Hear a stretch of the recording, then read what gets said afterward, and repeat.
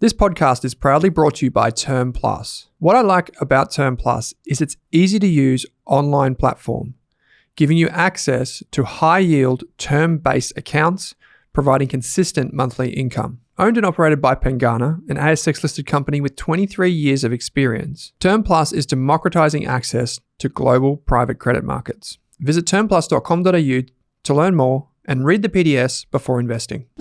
Drew Meredith, welcome, mate, to another 2 cents. Sans Owen. Good to be here. Obviously not good that Owen's not here as well, but it's always good to be here. And always, I think we're the brains trust of the investment side anyway, aren't we? Oh, pretty much. Let's hope so. Owen right now is, I believe he's actually interviewing David Gardner from the Motley Fool, the co-founder of the Motley Fool. So I think it's a pretty reasonable excuse to not turn up. Yeah, not turn up. Yeah, maybe we should do a 3-way where we get to grill him as well. That always plays pretty well. Let's see how that goes down. Just thought I'd wear the merch. I think this is from the first, probably the week that Owen moved into our office, or we met Owen. I've got the old Rask merch out today. I've got my one's got too many little stains on it, unfortunately. From my black one has paint all over it. Yeah, from having a toddler. Drew, I wanted to open with a question. Have you ever been spotted in public and people go, "Hey, that's finance's Drew Meredith. That's YouTube's Drew Meredith."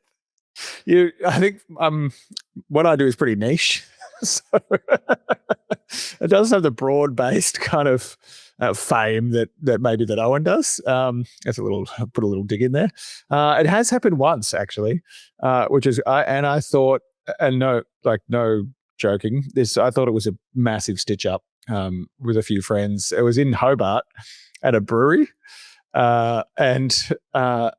guy, someone just randomly at the Cascade Brewery, and no, it was like in where Mako wanted, like it. I think it's the Hobart. Okay, rightio. Beer, had live band and everything, and this random person comes up to me like, "Are you Drew Meredith?" And I was, and that wasn't the person that had recognized me. It was someone else. She'd asked someone else to come over, and as soon as it happened, I turned to my friends. I'm like, "Are you kidding me? Is this a stitch up? Did you guys ask them to come over to see how arrogant I am," or something like that? And no, I think they'd been watching it that week or something, and pretty quickly they told me their favorite was Kate, not me. So it's fine. Well, don't worry, not Owen or me. We prefer Kate. I'm like, oh, that's all right. To be fair, most people did. But you don't have to compete with Kate anymore. She's too busy being a lawyer. Too busy for the likes of us. And that's the only time. Have you? Twice. Nice. I was walking down Lygon Street one night, and this guy bashed on the window. Time? It was maybe 8:30 on like a Thursday night, and this fella was just banging on a window of a bar. He was sitting inside it with a date, and he comes running outside, and he said, "I just watched today. I actually watched a YouTube thing live with you and Owen." And anyway, he was banging away for about 10 minutes, just giving me podcast ideas, and. I can't remember his name now. I apologize, mate. And then I stopped and paused and went, "Mate, are you on a date?" And she's just sitting in the window, and he's like, "Yeah, she's going to think I'm really weird. How am I going to explain this? Some niche podcast going on." At this point in time, I was hardly ever on. And then the second time I was at a swimming pool in Northcote. And so you'd imagine I'm cutting a fine figure in my board shorts. I'm there with my toddler, and he's picked up this sinky toy, and he doesn't realize that it's like, maybe heavy on one end, and he's like swinging it around or whatever. And he just throws it at me point blank and smashes me right in the nose. And so my nose is just like cut open, and I'm out at the pool, and I've got this huge wad of toilet paper. I've stuck it to my face. Just trying to stem the flow. So I'm cutting a very fine figure at this present point in time. And a lady walks up to me and says, "Hey, are you Mitchell from Rask?" I'm like, yeah, I am. Yeah, that's me. So at what point do you say, "No, I'm not"? And you just walk away.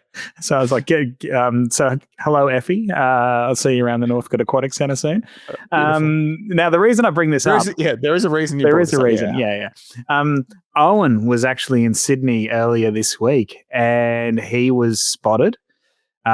He was sitting near a cafe called Cabritos. So near Macquarie Place, and the person who spotted him had headphones in, walks up and says, "Hey, you, Owen from Rask, I really I love your podcast. Thank you for all the education, yada, yada, yada."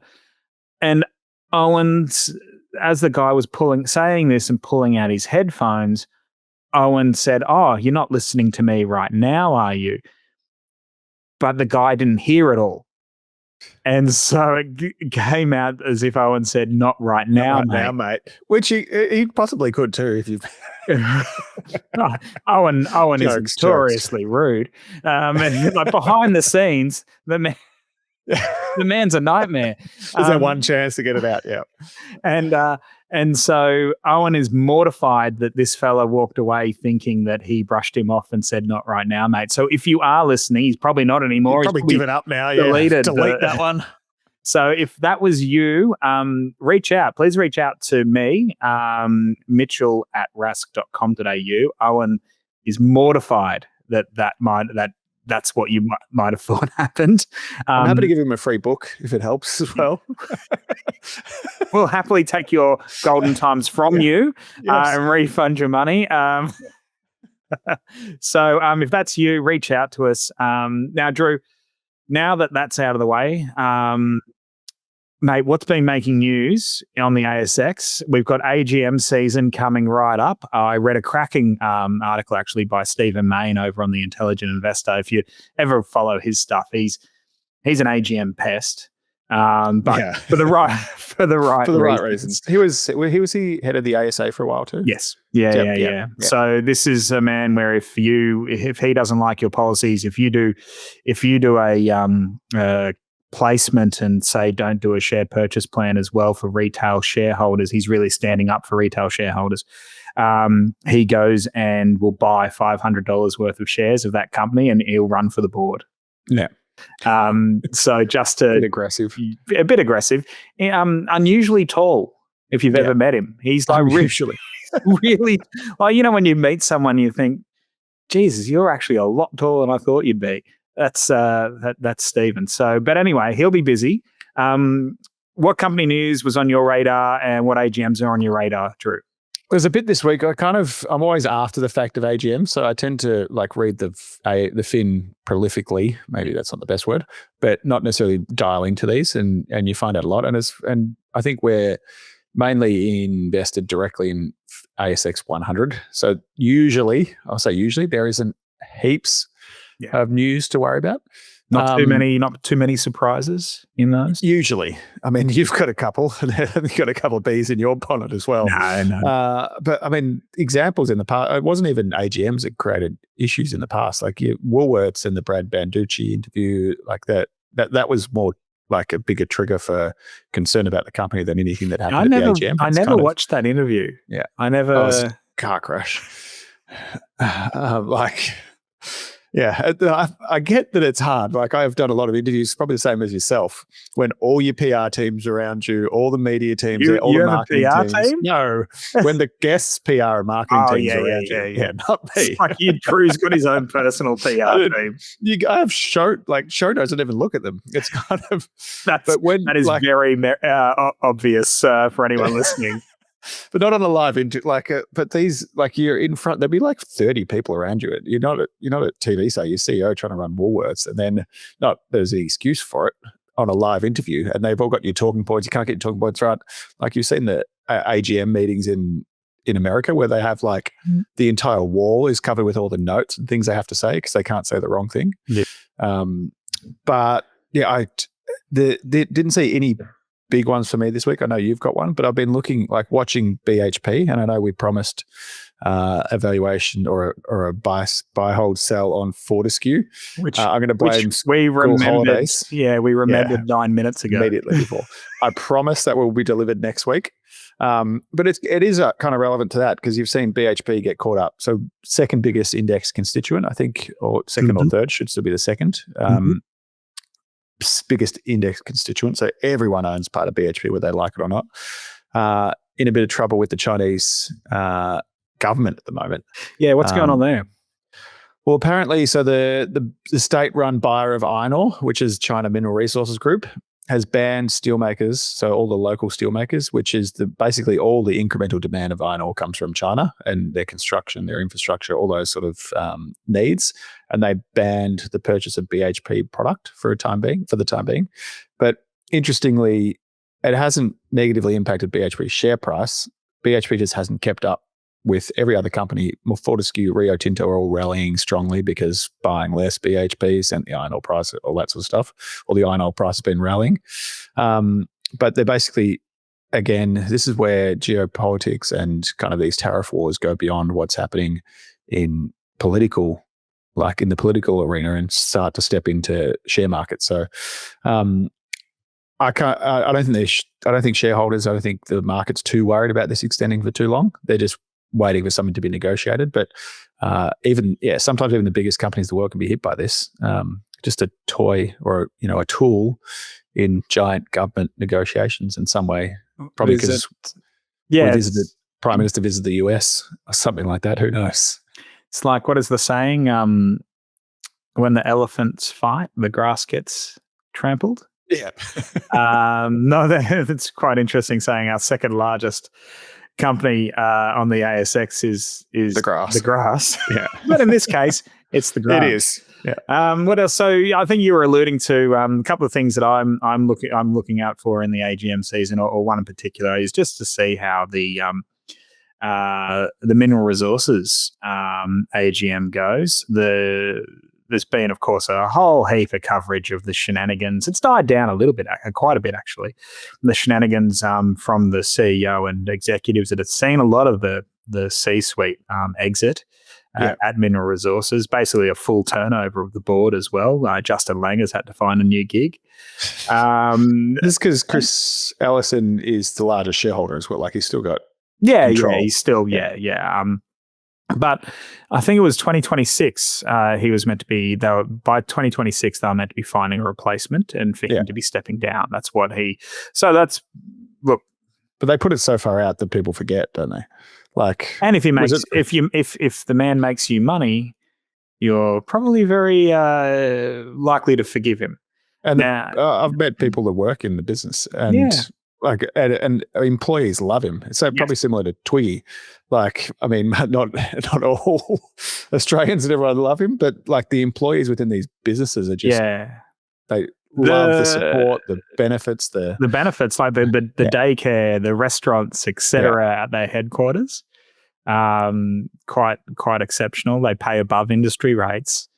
So no, I've spoken to quite a few people just anecdotally about that. Is this the tax issue? There was a tax issue now as well. Money games around assets and things like that, wasn't it? Yeah, no, there was a lot of using assets for personal gain, essentially, like buying equipment, earth moving equipment, and things like that for a farm in New Zealand for really cheap, incredibly cheap, or then actually selling. Owning a company and selling, allegedly. always lead with that. Allegedly, selling equipment to the company at inflated prices. Now as well, what's in the why? Yeah, exactly? Yeah, it was pennies on the dollar, really, in the grand scheme of things for a man of his wealth. But now, current wealth, isn't it? Like these MinRes was struggling. Fortescue was struggling at one point. Well, in the past. The famous origin story is he basically launched the business off a credit card. Yeah. And now in the media, especially in the Fin Review, there's more and more articles about this the IPO of Kali Minerals or Kali Metals. Yeah. Where it's alleged that family members, executives, etc., the company bought into the IPO, and then the actual business of Mineral Resources used its balance sheet as well to come along and buy up those buy shares in the business, and it was quite a profitable IPO. So there, I know ASIC's asking questions around that. So I think it'll be really interesting to see how those topics are covered at the AGM, and if they are addressed, if they're fobbed off, etc. So Yeah. There's quite a few. And WiseTech was another one. Has WiseTech had their AGM as well? I think they did, actually, Did they? under the new CEO. Okay, I'm not sure. I haven't seen that one. But yeah, I was speaking of CEOs who are, maybe. Well, not even CEO. He's not CEO anymore, is he? 21st of November. No. All right. Yeah. Still a bit of time there. So that's another one where, like, incredible company, incredible market, like, dominance. And then you're having all this kind of, it's almost the personal, I don't want to say hubris or something that comes with the, founder, CEO, controlling everything. There'd certainly be a bit of ego there. If you built a multi-billion-dollar company, Drew, I mean, I get my own hoodies for sure. Be hanging out at bars in Tasmania waiting for people to recognise you. I'm going to go back again. Yeah, let's hope so. So other news this week, we've had AP Eagers. Looks like a big deal. Yeah, shout out to my mate over at Intelligent Investor, Gaurav Sodhi.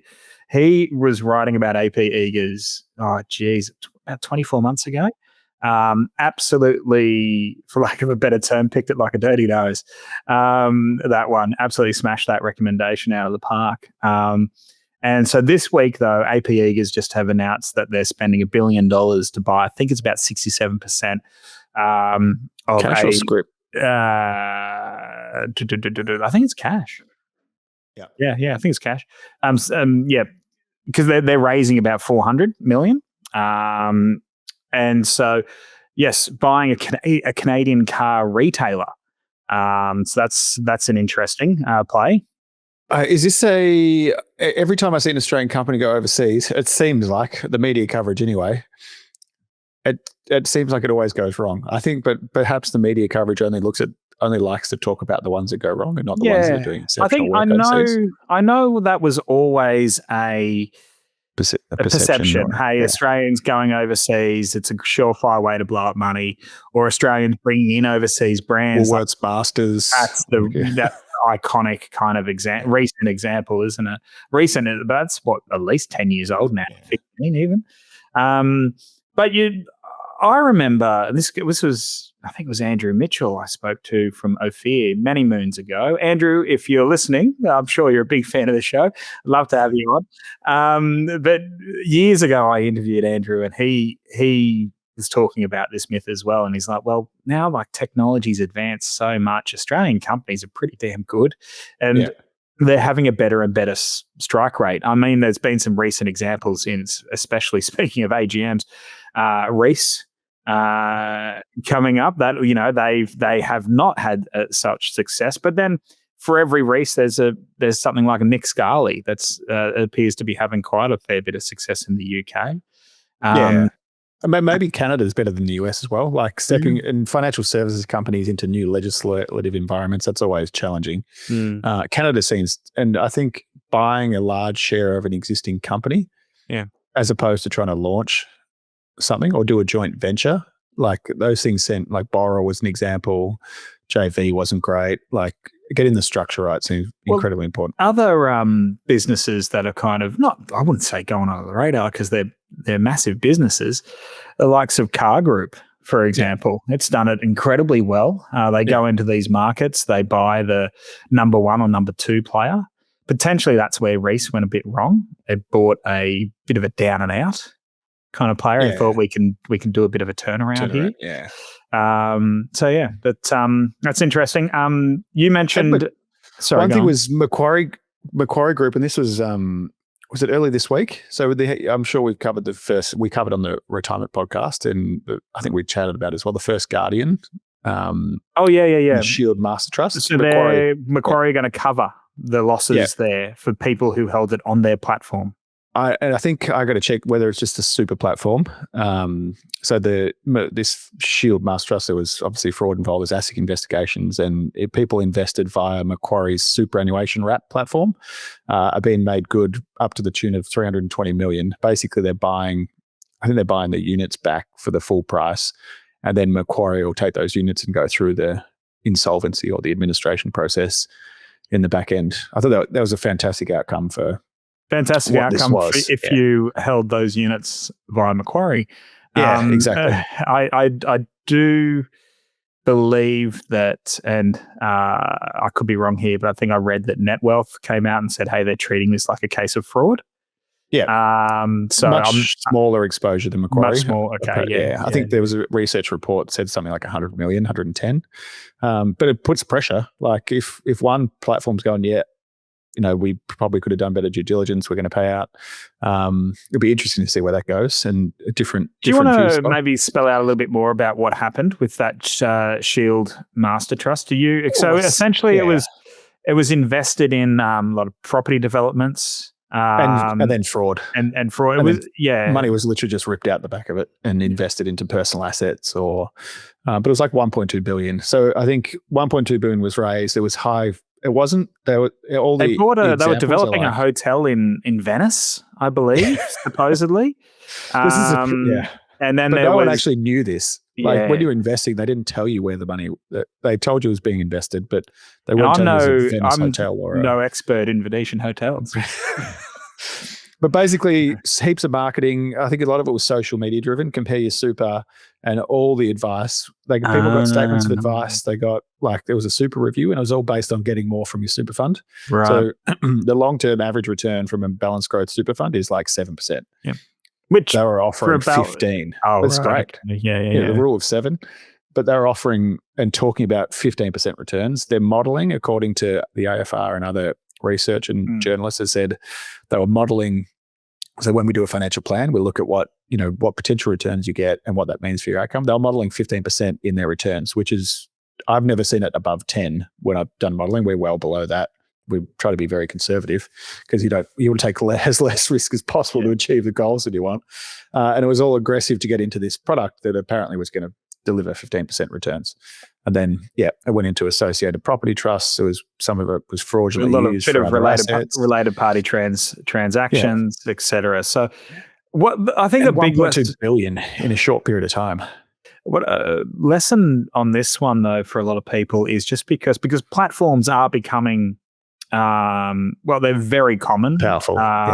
You got Net Wealth, you got Premium, you've got Hub, you've got Macquarie Wrap, you've got BT Panorama, AMP North. And just because something is on a platform, it doesn't mean you don't have to do your due diligence. It is changing it up. I was reading this week that Macquarie Wrap has basically halved the number of investment options on their platform. So they go from like 650 to 320 on the basis that there aren't flows going into a lot of those funds. So they wrote to fund managers this week and basically said, we're closed. We're not allowing these on the platform anymore. Not necessarily because they were bad, but because if there's no flows, why have a menu that doesn't, that includes things that people aren't investing into? This isn't to say platforms are bad, but platforms are advisor initiated. So your advisor should be the one doing the due diligence as well as the platform allowing it on, as well as you as the investor when they're building that portfolio for you. And this is, we just see platforms as being commoditized basically. And you use one that has the best benefits, the best rate card, and the best in probably a segue cybersecurity protection as well. Yeah. Because they do act as that extra layer of security. Yeah, two-factor authentication, all that kind of stuff. Yeah. Another one for you, Drew, on this. If something's this too is good, off topic too for us. We didn't even talk about this before, and I just threw it in there. You went there. I actually was doing a fair bit of reading about it because earlier this week, because I don't know that fraud side of things. I think it's the true crime element in us, isn't it? Where we do get it's interesting. Like, why do these people do it? How do they get away with it for so long? There was a fellow recently in WA, actually, in Perth. I think he was essentially running a Ponzi scheme and people had invested about $250 million directly with him, living a very good lifestyle. But they managed to they clawed back quite a significant chunk of it. I think about 25 million short in total, but still it's a lot of money. But Drew, one thing about the other part of due diligence here is, for you, what number would be, if it's too good to be true, question it and query it for returns.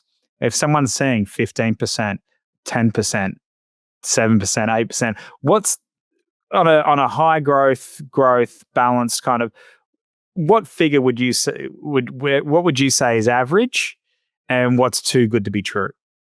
I think you mean for like a total portfolio modeling. Yeah, that's it. I mean, any product, any advice or product that's advised. I mean, there's different for private credit, and we'll talk about that later. That it actually provides an interest and an interest payment. So it is, you can quote a percentage when you talk about private credit. But if it's like an entire super fund or anything, I don't think there's great value in advertising on performance, because performance isn't always repeatable. So balanced growth. So this is talking about maybe 60 for the, not a traditional 60-40, but that kind of level. Yeah. You're talking about between 6 and 8%. I always do a bit of a range, is what the realistic modeling should be within that. Part of that's, 15-year returns look exceptional. The last 3 to 5 years actually don't look as exceptional on an annualized basis. I think quoting over 10% for a balanced growth portfolio, and Owen sent some emails about this and kind of covered this as well, is I think overreaching in most cases. And I think up to a high growth portfolio, again, the opportunity cost of and the risk you're taking to generate to try and get more growth, I think you shouldn't be looking at any more than a 10% kind of return. I think this comes back to in people just being educated around what your long-term average stock market return is for in Australia, for the US, global. Your long-term averages of those asset classes, and you can say, well, if they're significantly more than that, well, what additional risk? Every percentage point above, they're taking additional risk to achieve that. What are they doing to achieve that? And is it realistic? I think just understanding those base rates is a really good defense mechanism for yourself. It's a really good bullshit radar, Yeah.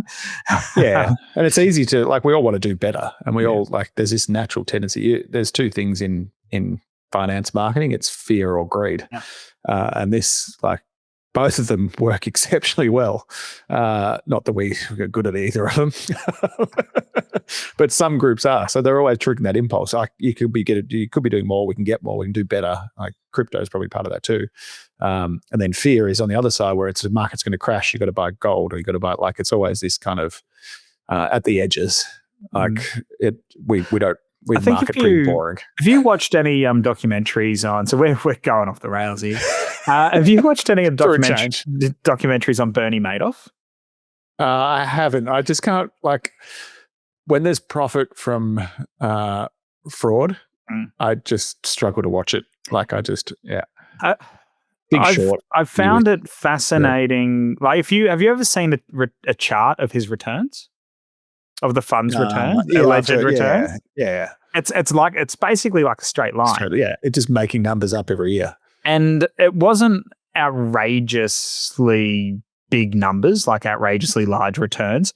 What attracted people from what I saw was that lack of volatility. Yeah. So it was really playing on $1.25. Yeah, really playing on that fear angle, that fear of volatility. So I think having an understanding of stock market returns, but also having an understanding of how they come, how you get those returns. I really like it when people, when fund managers have tables of the monthly returns and that little color kind of coordinated, so you can actually see this is not a straight line. It has gone down. It has. Yeah, I think those annualized numbers, they hide a lot, and anyway. Back on the topic of the news, tell me, Drew. I haven't followed this one actually, but I have seen Mr. Stokes' head on the newspapers. Can you tell me what's going on? Southern Cross Media and Seven Group. Yeah, and Kerry's getting all the press for this one, not poor Ryan. Or not poor Ryan. You can't really put poor and Stokes in the same word. Those battlers over in WA. This is super interesting, and it feels like there's a lot of water going under the bridge here. Not companies. We've held Seven West Media because they bought Boral that we had in our portfolios a while ago. We don't hold it. We sold it a while ago. But it's two media companies. You've got Southern Cross, which owns all the radio stations and a bit of podcasting. Is that the Oz Stereo Network? I think so. They're going to put everything together, and they're all a mishmash. Do you listen to the radio, Drew? Nah, Spotify. Even in the yeah, car? Yeah, Spotify. Okay. Yeah, I've had this really good country playlist going, Morgan Wallen and Lainey Wilson the last few weeks. I don't know those names. Yeah, my kids don't know what they're listening to at the moment, but just trying to educate them. Yeah, right. Hopefully that doesn't lose us any listeners. They dropped out a long time ago, Drew. When we talked about golf, when we talked about your junket, we lose a few every week. We lose a few thousand. If people could unsubscribe. So Southern Cross, so I think it's owned by Catalano, and also a big is it Thorny is part of Southern Cross. Okay, I didn't realize those guys were involved. I know they were doing a lot of regional newspapers and things like that. Right. As soon as you know that, it gets a bit. And there's a few big shareholders in Southern Cross, and they have a big say over where the business goes. So this deal's a bit. It's question. One of the big shareholders, Sandon Capital, is questioning it. But basically, the idea was for a merger between the two that removes the need for Southern Cross media shareholders to vote on the merger. This is like Stokes 101. Like, how do you orchestrate? He bought Boral like 1% by 1% by 1% by just slowly bought up, just got around all the rules by doing as well as he could. But I think Southern Cross, the shareholders of Southern Cross, are trying to change the constitution of Southern Cross before the merger so they can have a say in whether it happens, because I don't think it's accurately reflecting the deal.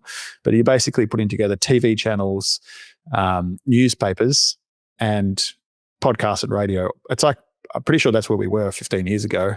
We broke it all up, separated it out. Southern Cross is growing, Devon West isn't growing, and then bang, pushed back together. The cycle repeats itself, doesn't it? Is Sandon Capital and Thorny on either side? I think they're mainly or are they on the same side? I think they're on. That's in because they're two essentially activist investors. Yeah, really. It'd be fantastic to see them on opposite sides. ARN's shareholder of Southern Cross, Alan Gray's in there as well. Keybridge, which is Catalano, and I'm pretty sure, I don't want to get this wrong because I know we can check that. We'll check that, maybe put that in the show notes too. But I'm pretty sure Catalano and Thorny are kind of there's like a joint entity. That I believe they have worked together in the past. In Southern Cross, yeah. And it's just like, we usually talk about AGM, this is where it gets interesting too, like where you've got these kind of aggressive takeover offers that aren't under the traditional means. So both share prices, is it SCX, ASX? No, that's exploration. SXC? SXC.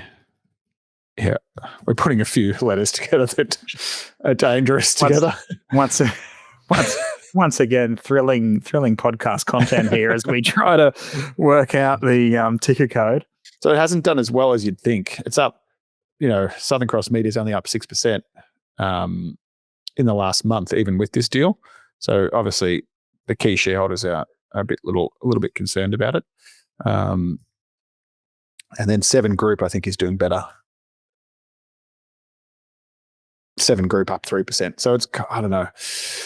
It's like searching for relevance in media. I think this is constant kind of story, which it's more the interesting nature of the politics that go around these takeovers than anything like life-changing in terms of the merger. So the searching for the relevance in media, the Drew Meredith story. Radio. Let's move on. I wouldn't be buying either. But that was just to close that one out. Was a worthwhile 8 minutes. So let's move on now quickly. ASIC have settled now the case with Latrobe. Yes. So Latrobe products are now back open. Not the US private credit, interestingly. Right. So so the domestic products are back open now. On this, we had a question in the Rask community this week from a fellow called Fraser T, who is quite active in the community. And g'day, Fraser. Thanks for bringing this up. He asked a question about TermPlus and the implications of the ASIC case with Latrobe on TermPlus.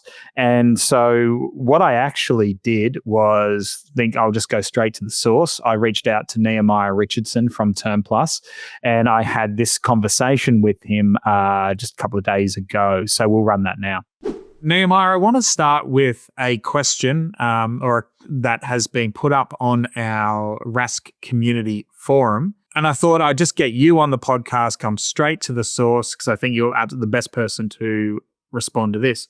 The question goes, I noted with interest that one of the Rask podcasts is now sponsored by TermPlus. I checked the company out and appears to offer fixed term funds at rates well above bank rate without government guarantee, unlike bank deposits. I wondered if the recent news about Latrobe Finance and its troubles with ASIC would impact similar products like TermPlus. Has any of the community had an experience with them? So with that in mind, Nehemiah, I'd just like to get your comments here. I think addressing the community member, and I think it is best that we frame up the current climate around private credit in Australia and what ASIC is actually trying to achieve.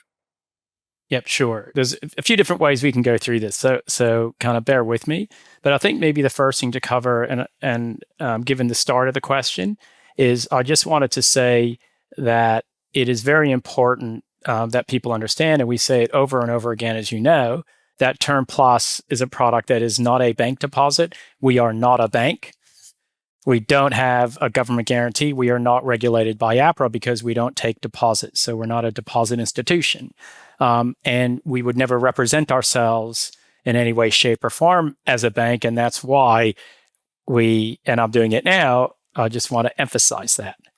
Okay. Now, that being said, what we have done is we've sought to build a stable income, capital preservation, kind of low risk product that delivers stable returns to investors.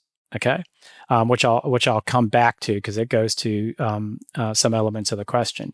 But if I quickly turn to ASIC and what is ASIC trying to achieve? Well, the private credit industry has grown. It's exploded. It's growing like crazy, and as a consequence of that, what you have is a lot of managers, lots of new managers, both you have old managers, new managers, domestically and globally, all of which are trying to raise funds to take advantage of that growth. And why is it growing? Well, it's growing because people like the income and capital preservation characteristics. But when you have a high growth market, and in Australia where, global private credit is not really well understood in my view, private credit generally and global private credit. Okay. And that is because, most of the intermediation of credit in this country is on the bank balance sheet for a whole bunch of different reasons. We've done different podcasts about that. Right. Secondly, the global phenomena hasn't been well understood, and that's simply because it hasn't been available, right? Until recently. So when you have an industry that's growing, many different product promoters out there selling products to investors, I think what ASIC is really trying to do is to ensure that our investors are appropriately informed of the risk that they're buying. That's very simplistically. And I would encourage everybody to read the report. I think it's very well written. It's very clear. It gives really good examples, right, of the kinds of things that they're concerned about. And they really go to, are people disclosing the risks, the fees, how they do valuations, related party arrangements, all of these things that are to ensure that investors understand the practices of the product that they're buying, okay, or the manager that they're buying. Great thing to empower investors to make really good choices.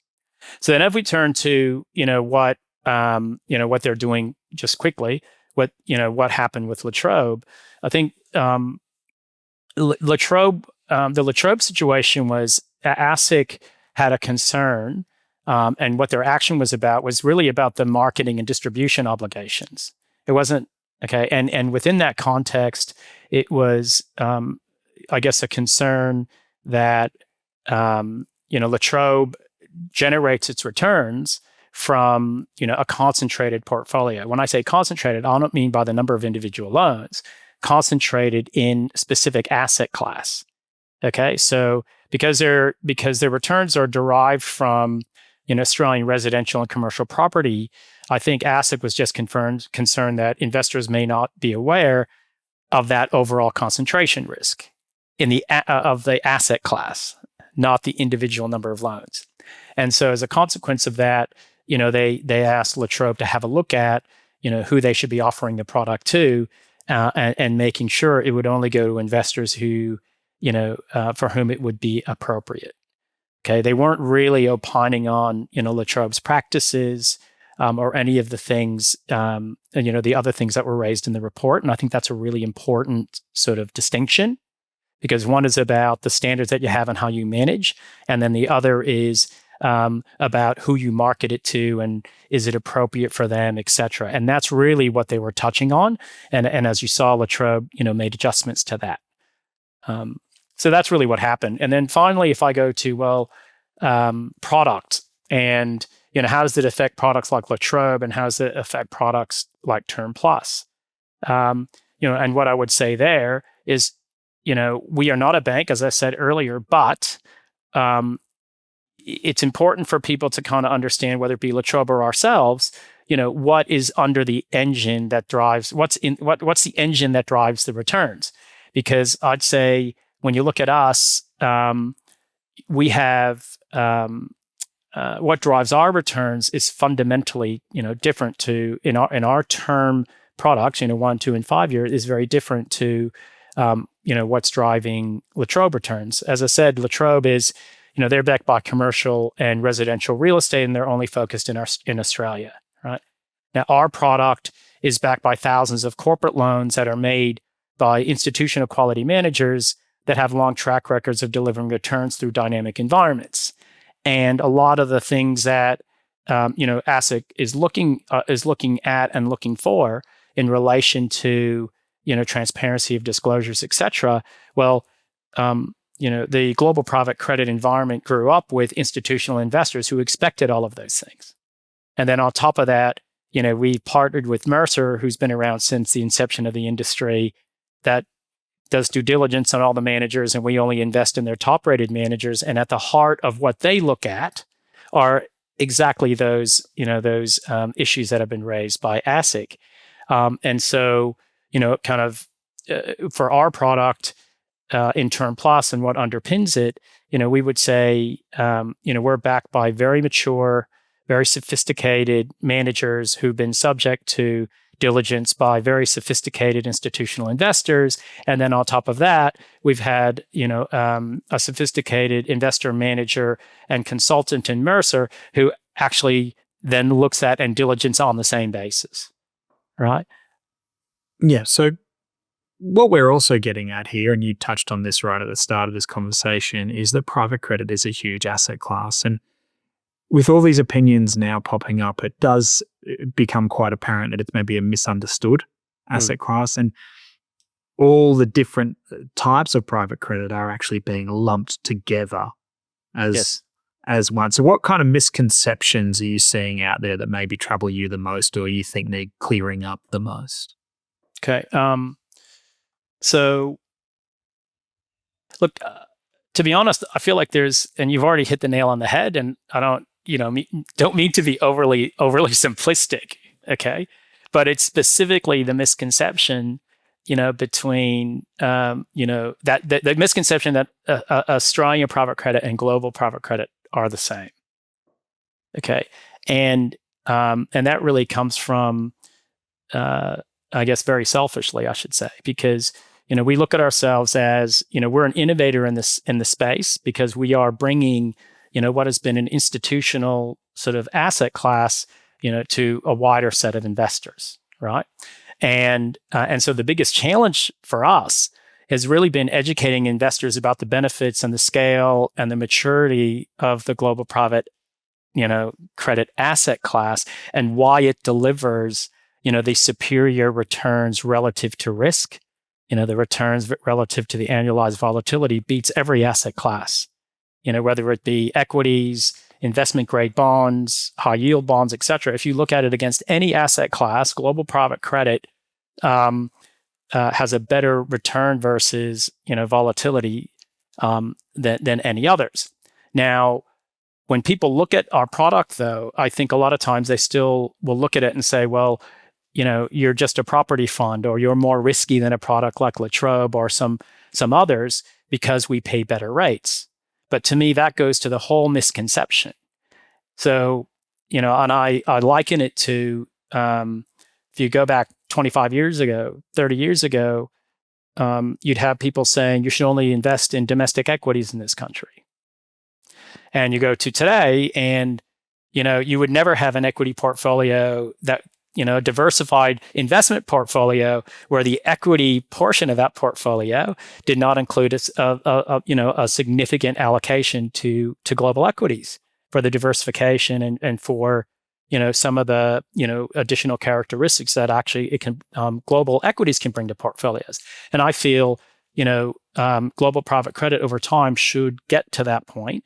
But because we have an industry structure, that hasn't lent itself to private credit generally, and has only done so then predominantly in commercial property, you can get lumped into, they're apples and oranges, and I think everyone can think it's the same when it's not, right? And so, just being helpful with for the audiences listening here, one, get out there and actually read that ASIC, that document. It's very approachable. We'll link to it in the show notes. Actually, just make it quite easy for people. For people who are looking at comparing these different products and whatnot on offer right now, is there 3 or 4 kind of quick fire things that you can say, hey guys, add this to these are must dos in your due diligence checklist on these particular products? Yeah, sure. So first is, I'd say, understand the range of options, just really simplistically. And that's Aussie versus global.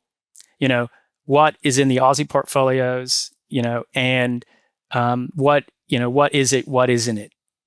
Okay, for both, right? So make sure you understand the full picture. And how would you find that? How would you find that with each product? Yeah, so I'd say, firstly, for us, you provided the links. We talk a lot about just what is the asset class, et cetera, and I think go through all that. In terms of from an Australian perspective, I would say the easiest thing to do is quite simply and easily is if you're an AI user, go to ChatGPT and say Aussie private credit, give me all the managers, talk about what they do and their differences. And I've done this, and you get really nice summary right, that's cool. of the various things. And I think what you'll find is, from an Aussie perspective, the predominance of commercial property and, mezzanine positions or subordinated positions in asset-backed vehicles. Okay. And so very quickly you'll understand, okay, this is kind of the risk that you have in Australia, which is relatively concentrated in certain segments. And then I think if you just see what we provided, you'll see, kind of the very wide diversity that you actually have in the managers and the strategies, and you'll see the maturity that you have in global private credit on a relative basis. So then the second thing to do is, okay, if you have an understanding of that broadly, and you'll have a list of Aussie managers, you can find a list of global managers as well on the same basis. But then the next thing is really about manager selection.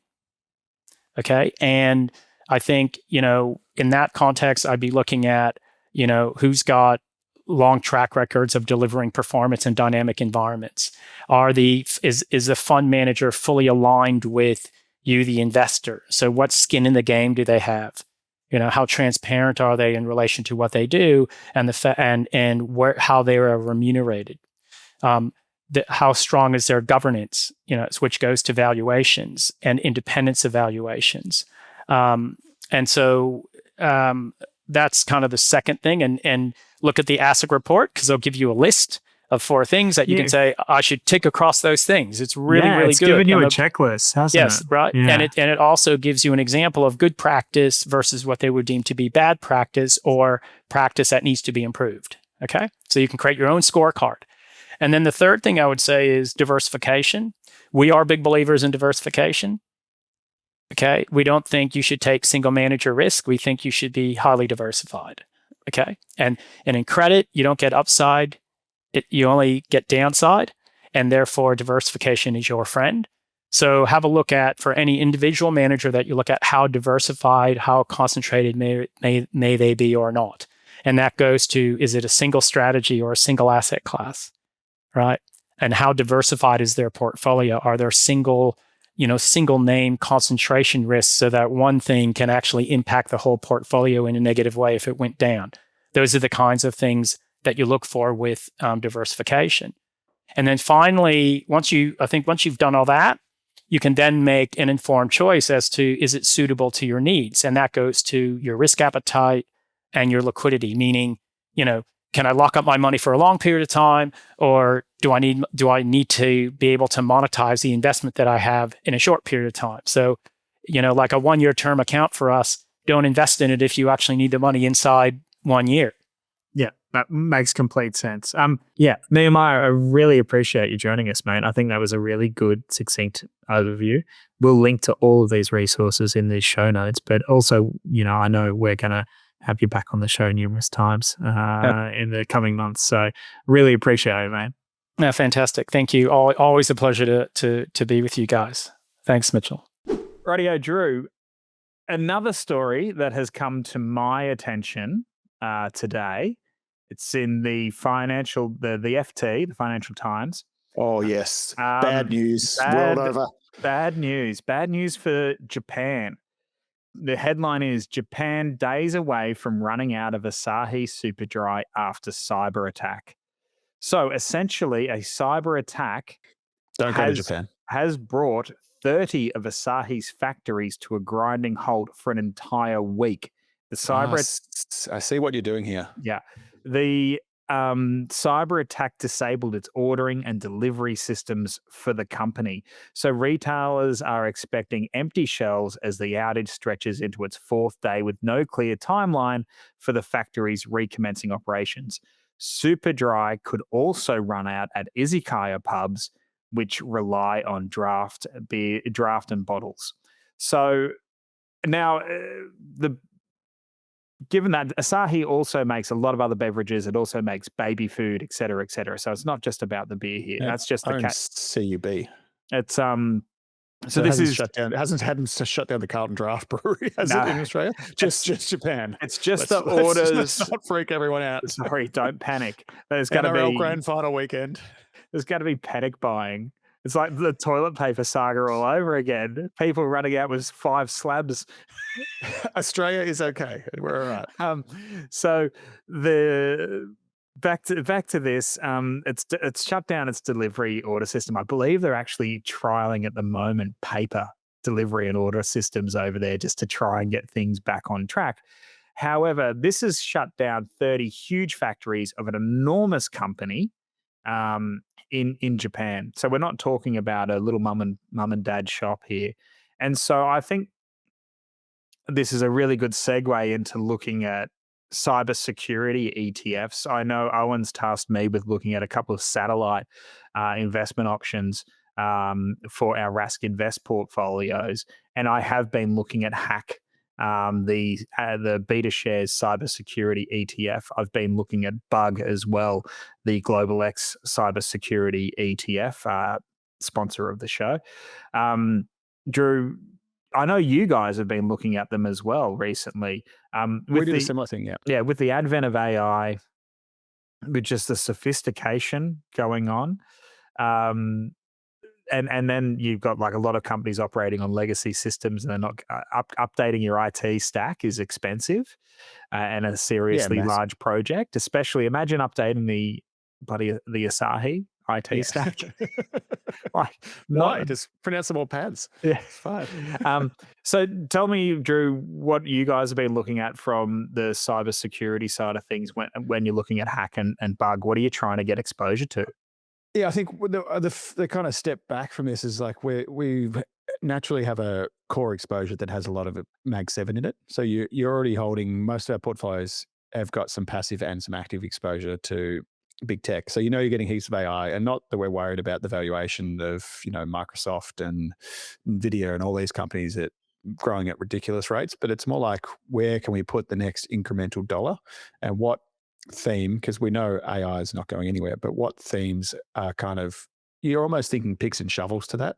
Like, with the advent of this, where else can we benefit? Second order effects. Yeah. Without just buying more of the same thing, if that makes sense. So it's like, how do we find a growth leg that isn't buying more of the stuff that we've already got? That's where the kind of idea came from. And at the time of recording here, Drew, I'm just going to have a quick look.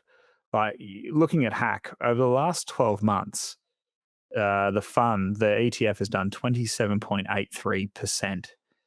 Does that put you off? No, I mean, it doesn't put me on or put me off. It's kind of like if you want the exposure, you want the exposure regardless of the recent and what returns. it's done in the past isn't going to, like, you could say the same. Look at the S&P for the last 5 years. It's kind well, of, you're not buying the past anyway, are you? Yeah. You're buying what tomorrow brings. And you're seeing like the massive investment just in hyperscalers and, you know, new data centers in the US. This is just a side of that. It's probably where, and we're seeing more and more, I think. Was Optus cybersecurity as well, or whether it was? I just think it was an internal bugger up. Multiple internal bugger ups. But we've had multiple kind of cybersecurity issues here. We've had all kind, like in Australia. Well, we did have Optus with a cybersecurity. They had that. They had a very large hack as well, and Medicare. We had the super funds. Qantas super funds. People forget about there was people's super taken from some of these super funds. Yeah. And I think it's just such a massive part. There's going to be so much more investment, and the last 12 months doesn't worry me. I've matured as an investor, that I'm not chasing momentum, but I'm also not scared by a good return. Historically, I'd be like, people who listen regularly know, I love a falling knife. Now I like something. I don't need it to have proven itself. You like it when they've thrown the knife back up. Yeah, when it's going, catch this rising knife before it falls. It's like I'm prone to that. Like, it's going to happen at some point. Oh, that's traveling quick. It doesn't matter in which direction, as long as it's moving quickly. Meredith will be there. But this sector, and you go through the companies, and you don't have to understand what all of them do, but as soon as you look closely into each, like a little bit, you just do a simple Google, ask ChatGPT about these 5 companies, you start to understand like the niche but incredibly important part. Things like CrowdStrike, Zscaler, Palo Alto Networks is a company I've held directly myself for something like 5 years. But the small role that these play in all different parts of both the AI, but also the business investment and tech industry, and like the government companies can't operate without these types of software, investing in these types of software. Otherwise, data, like entire shutdowns, or data starts to either disappear, be stolen, trust starts to reduce. They're so incredibly important. We see it. Yeah, we're adding it. We've chosen one. I'm not sure if you've chosen one yet. No, I haven't. I'm looking to do the work on it shortly, so that'll be coming up soon, where we'll do a bit of a deep dive into a lot of different satellite positions. I know on my short list, I've actually got a few actively managed global ETFs as well. There's a couple that I personally invest in. So yeah, that's going to be coming up shortly. Now, speaking of shutdowns, and I'm just wary of how long we've been hanging on for you today. Speaking of shutdowns, government shutdown in the US, Drew. Implications for the stock market. Let's nada. We have chosen Hack. I'll say that. So both I think are very investable, and both fun. They're slightly different, and there's slightly different caps on each one. We've lent towards Hack for the time being. But I didn't see it. Like there's not a huge amount of difference, and it just depends on what your priority is, I think. And I'm sure we'll go in a bit more detail in another episode too. We'll definitely do a bit of a deeper dive into this, because it does warrant its own episodes, if not warrants its own series, getting into these satellites. That is our intention, But the US government shutdown I was trying to work out when this was, the 15th since 1981. It seems like it happens every 2 or 3 years for us. It happened during... the debt ceiling was another one that kind of all... I've got a client who listens to my podcast, I think I mentioned in the past, who is modern monetary theory. like an understanding how fiat money actually works. Everyone talks about there's too much. Like the debt ceiling, this is me rambling, is basically a self-imposed limit by the government on itself that it can't take on debt above a certain amount. And once it gets to that point, both the parties have to negotiate, give up some things to spend more money. And it's like, we want to spend more money on this, we want to spend more money on this, but you got to drop that. And it just becomes like the last longest one is 35 days in 2018. So Trump's first term. I'd completely forgotten about that. Yeah. But they say it like will slow air travel because anyone paid by the federal government, it'll furlough some army troops, it'll, national parks, all those sort of things start to have, run down to basically having very limited staff. But the share market hit another all-time high, the night after it happened. So as usual, unless it extends up to like the 35th day, it was only as it got longer and longer that because more and more things get cut off, that the share market actually has any interest. But these things always end up in like long arguments and discussions in Congress that end up being agreed. And ultimately, I think we've seen in the past that inflation wasn't necessarily driven by the debt continuing to increase, but where all that money went into just a few sectors like used cars in a very short period of time. AP Eagers. Hopefully I was able to wrap that up. Yeah, there we go. And very, very quickly, let's finish on this. The Rask portfolios. Dizzy Rascals total return. So this is the communities portfolio, 12.35% total return so far. Vulcan making a stunning turnaround. It's now up 9.35%. Solpat's doing incredibly well in the portfolio at 18.4%. MAD, is that Mader Group? Mader Group. I did not see this coming from this. Me and Owen were texting this morning.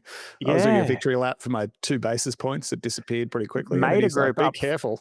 Community portfolios coming back. 43.45%. KKR still dragging the chain.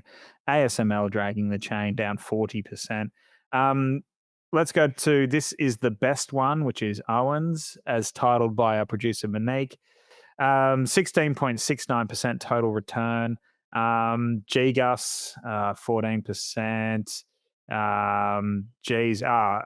Really just RPM Global's the only thing that's done anything for him. Oh, well, so hang about.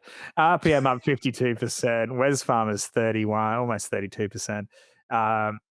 XRF 21%. That's a dome special. He doesn't have too many. Is that Harley Davidson HD? No, Home Depot. Home Depot, sorry.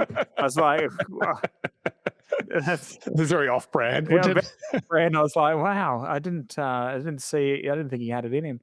And then hang about. Owen 16.69% total return. The everything portfolio 16.71. There you go, Drew. And relatively pretty consistent contributors across the board for yourself. Just Tesla. I think that, as you were mentioning, the Tesla sales run has been the key. And I think one of my biggest problems has been currency. Like and the idea of this is to take some lessons from it. And that was, I think my lesson so far is like the currency's had more of an impact than I thought. So minus 1.8% on my kind of 3 winners, or they've lost 6% in their gain in Tesla, Microsoft, and Nvidia. So I think mine's delivering the better risk-adjusted returns anyway. I'm not relying on just 1 or 2 companies to make my returns. Like, yeah. All right. Well, we'll have to do the sharp. We'll have to do the Sharpe and Sortino ratios on these portfolios. Just to someone was commenting on the community that it's like you 2 idiots were talking about selling something or rebalancing your portfolios when tariff day came. Now look at you. I hope they use that term. You 2 idiots. Pretty much. Very good. Keep it coming, community. I got a little dad joke for you as well. Yeah. So, but just as Drew brings this up, if you do want to call Drew, Owen, or myself an idiot, jump over to community.rask. What is it? community.rask.com.au. You'll find us there, and you can get involved. Dad joke time.